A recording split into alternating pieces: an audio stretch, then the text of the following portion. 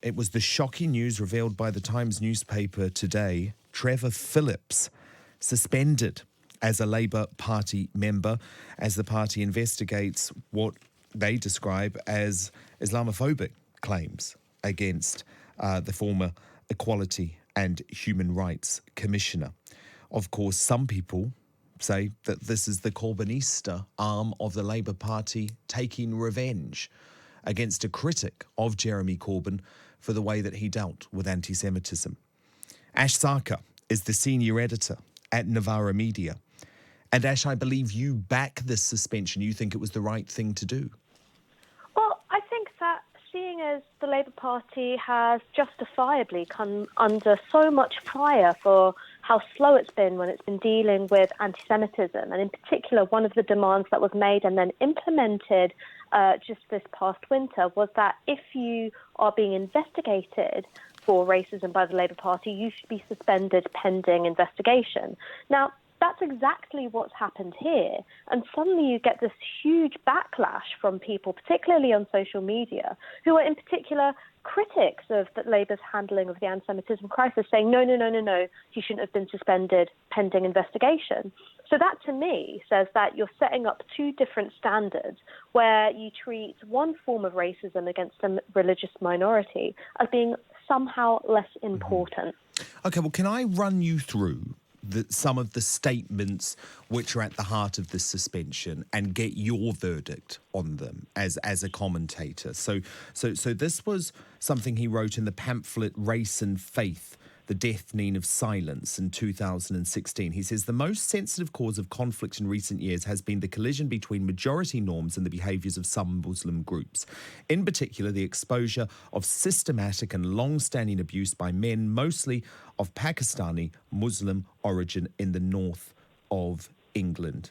Any problem with that? So, for me, the comments where I have particular umbrage with Trevor Phillips is actually not what he has to say on the issue of child sexual exploitation at all. The issues that I personally have a problem with, now this isn't to sort of try and guide the investigation and the judgment of the Labour disciplinary process in any way, but the comments I have a problem with are where he says that basically governments had made an error in thinking that Muslims could integrate into British culture and saying that Muslims aren't like other minorities and can't integrate into British culture. So are you referring to the column from the Times in 2016 where he said the unacknowledged creation of a nation within the nation filled with its own geography, its own values and its own very separate future? Because that's one of the other quotes. You have an issue with that. I absolutely have an issue with that. Why? So one of the reasons is, as a Muslim myself, I am constantly being told that I haven't done enough to integrate with British culture, despite English being the only language I speak, despite not being particularly observant when it comes to how I dress, when it comes to the fact that my family is mixed religious, mixed race, that my friendship group is diverse, and it's simply aspersions being cast on me because of the matter of my faith. And so it seems to me that where other communities, a certain level of cultural distinctiveness, it's not just tolerated, but it's celebrated as being something that makes our country great and it makes it a better place to live that we have a diverse country. With Muslims, it's seen as somehow suspicious or other or dangerous or threatening. But Trevor Phillips is an ally of yours, Ash Sarkar. He's the man that introduced the term Islamophobia to British politics. So, did he introduce the term Islamophobia? Well, he was the chairman of the Runnymede Trust 1997 report on the issue. And of course, the Runnymede definition, I actually think, is a better definition of Islamophobia than the one that the Labour Party is currently using. But just because someone has done good work in some organisations, it doesn't mean that you can't hold them accountable or criticise them for subsequent things that they've had to say. Another thing. Do you believe he's Islamophobic? Because that is at the nub of this issue. Do you really believe Trevor Phillips, a man who has campaigned his whole life for equality, is Islamophobic? So personally, yes, I do. But what I would say and this is about the process, right? Whether or not it's correct for him to be suspended pending investigation, is that when it comes to, in particular, the issue of anti-Semitism, right? You had people who did participate in the anti-racist movement for a very long time being excluded from the Labour Party, and that's because they were found that, yes, they did a lot of good work in other areas, but they had a particular blind spot and hostility when it came to Jewish people. Now, this could equally be the case in regards to Trevor Phillips. And so what I don't like is the fact that there is this double standard being set up where Trevor Phillips, either by virtue of his prominence and his public profile, or the fact that the target here is Muslims instead of Jewish people, is not being taken as seriously. Now, either you've got a process... Well, why not do this before the election then, Ash? Because these were columns written in 2016.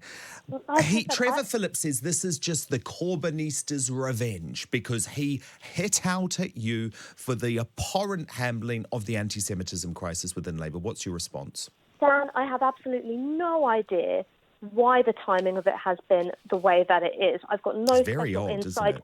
But I've got no insight into the disciplinary process. And what we know is that the disciplinary process has tried to speed up when it comes to dealing with all allegations of racism. So now that there have been changes internally with the party in terms of how they do that, it doesn't surprise me that there are new things coming up now.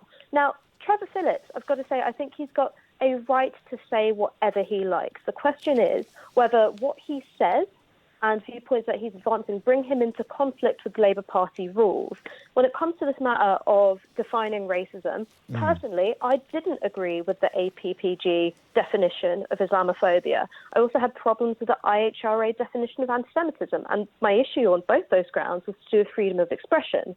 But it wasn't up to me. Those rules came in, and I go, those are rules I can live with. Now, for Trevor Phillips, he certainly wanted a set of rules to apply to people other than himself, but now those rules are applying to him with regards to Islamophobia. But as you say, you want freedom of speech and freedom of expression. That's exactly what Trevor Phillips was trying to do, open up a debate.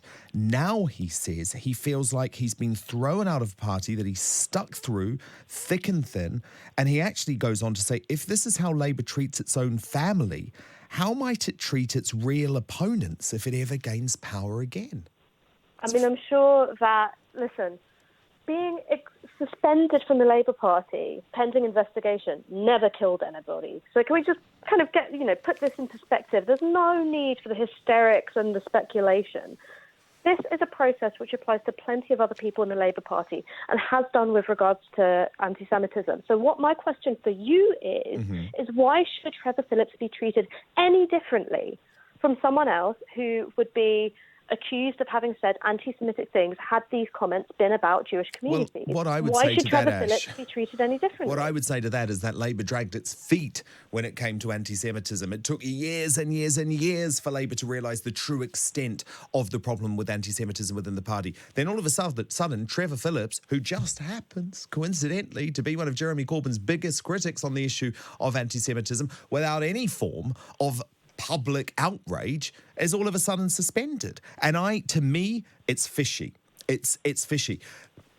So from my perspective, and here I'm talking from someone who's part of the Muslim community, not talking for any special insight into the disciplinary process, is that what that's saying to me is that, one, you think there's been no history of racism within the Labour Party before Jeremy Corbyn came along? No. Now, I never said that, but I don't think Trevor Phillips is Islamophobic or racist. The reason why I say that is because I look at the moral panics around issues like the niqab from Jack Straw's comments when New Labour were in power, the way in which control orders and this particular way of surveilling Muslims after the war on terror got started affected my community. And I go, hang on, you're saying Labour dragged its feet for years over anti-Semitism.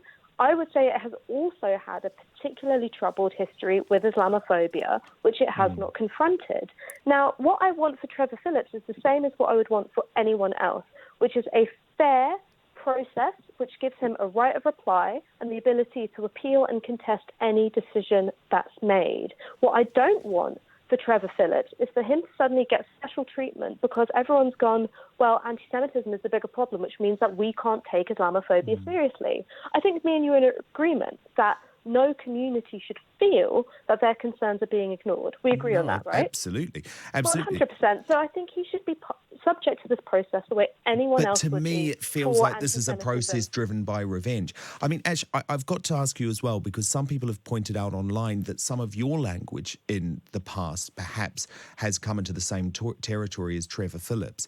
Oh, yeah. I mean, I can explain it if you want. Well, let me just explain what this clip was. There was a clip where you said that the white British population was decreasing by 600,000 and the minority population was increasing by 1.2 million. And then you say, yes, lads, we're winning, which doesn't seem particularly appropriate. What did you mean? So this video was called Against Integration. You can find it on YouTube. And it's about this one researcher called Professor Ted Cantle. And his research suggests that Britain's becoming more segregated than ever on the basis of race. Now, that is one of the statistics that he cites. My opinion, and I bring in other academic research to back this up, is that he's got a flawed way of looking at integration, because he looks at it as white British people versus everyone else. And my point is that it's not white British people versus everyone else.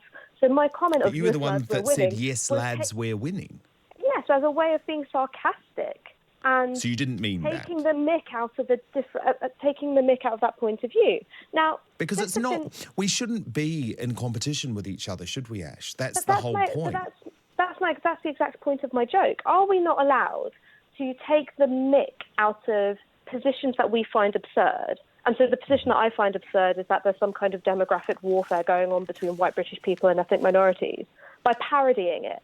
Now, it was a 9-second clip. The context of the video would show you that I was taking the mick out of that point of view. However, 9 seconds had been isolated and shared to make it look like I was saying something completely different. Well, no, I know. And by the way, I'm not saying you should be investigated by the Labour Party, but I'm just trying to draw the parallel I'm just trying to draw the parallel to Trevor Phillips, who also says that he was investigated for telling a joke at a Conservative Party fringe event where he said, by the way, I don't know if I'm the only one here who's been nominated by a UN body as the Islamophobe of the year. And he was joking. He was joking. And you were joking. If in order to have equal process apply, if anyone would want to complain to the Labour Party about my membership and they wanted to suspend me pending investigation, yes, I would be a bit miffed, but that's the process. That's what I signed up for when I became a member. I'm not going to go, whinging about it to Radio 4, quite frankly. There are bigger issues in the world. Two other quick things, Ash, I've got to ask you about. A YouGov poll reported by the Mail on Sunday yesterday found 48% of Labour members said Britain's record during our recent history, okay, so that's the last 300 years, was something to be ashamed of. Do you think we should be ashamed of our recent past? Well, past 300 years, things to be proud of, things not to be proud of. And it's celebrating the things we should be proud of defeating Hitler, shouldn't we? Well, listen, absolutely. The defeat of fascism. I would also say things like the Match Girls strike, the Grunwick strike, the Windrush generation and everything they've done for this country. The fact that we have the Mother of Parliaments. I'm very proud of our parliamentary democracy, even if it drives me round, up the wall sometimes. But also, we should be rightfully critical of our colonial history. We should rightfully be critical of our role in the slave trade and the fact that reparations went to owners and not to slaves. And we should think about the ways in which those things negatively shape our society today and how we can change them. Okay.